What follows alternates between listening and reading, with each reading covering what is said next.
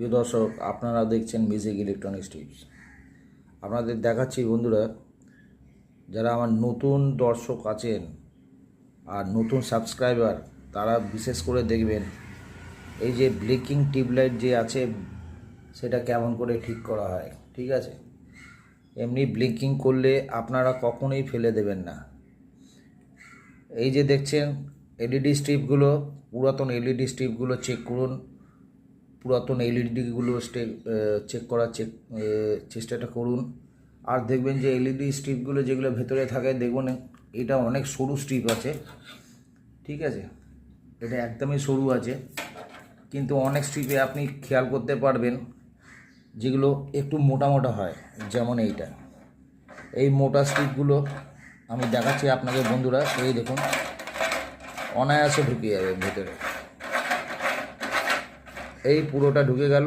আপনি এখানে করবেন কি, কোনো গ্লু দিয়ে এখানে অ্যাটাচ করে দিন, করে দিয়ে এখানে কানেকশান দিন। দেখবেন এই যে টিউবলাইটের কভারগুলো, এগুলো ফেলে দেওয়া যায় না, এগুলো রেখে দেবেন, এগুলো কাজে আসে।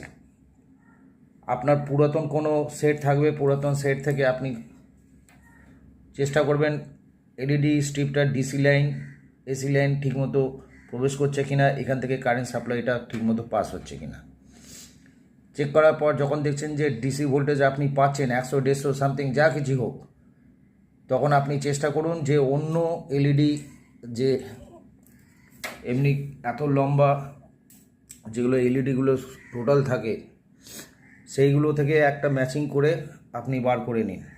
আর যে এই ব্লিঙ্কিং হচ্ছে, ব্লিঙ্কিং হওয়া টিউবলাইট ফেলে দেবেন না। ব্লিঙ্কিং হওয়া টিউবলাইট রিপেয়ার হয়, এর মধ্যে অনেক সময় দেখবেন এই যে কন্ডেন্সার আছে, কন্ডেন্সার দেখবেন অনেক সময় খারাপ হয়। এই কন্ডেন্সার আপনি একটা যত মাপের আছে, যত নাম্বার আছে, এমএফডি যা আছে আর ভোল্টেজ যা আছে, ওই ভোল্টেজে আপনি ক্যাপাসিটার লক্ষ্য করে আপনি দিন, অবশ্যই দেখবেন আপনার সেটা সলভ হয়ে যাবে। দেখুন ব্লিঙ্কিং টিউবলাইটটা এতক্ষণ ধরে ব্লিঙ্কিং করার পর এবার টিউবলাইটটা চলে গেছে। এই টিউবলাইটটা কিন্তু আমি চেক করেছি, চেক করার পর আমি খেয়াল করলাম যে একটা কন্ডেন্সার চেঞ্জ করে দিলে এই টিউবলাইটটা ঠিক হয়ে যাবে। তো বন্ধুরা দেখুন, আপনাদের চোখের সামনে দেখুন ব্লিঙ্কিং করতে করতে টিউবলাইটটা ঝুলে গেছে। যেহেতু ক্যামেরায় আমার ফ্ল্যাশ আছে, তার জন্য এমনি দেখাচ্ছে, নয়তো এটা পুরো পরিষ্কার হয়ে জ্বলছে। আমি কি করব, এই যে কভারে এতগুলো দাগ আছে, এই কভারের দাগগুলো মুছে দেবো। যদি না মোছে, তাহলে আমি অন্য কভারের মধ্যে এটা সেট করে দেবো, যাতে দেখতে সুন্দর লাগে, নতুনও লাগে।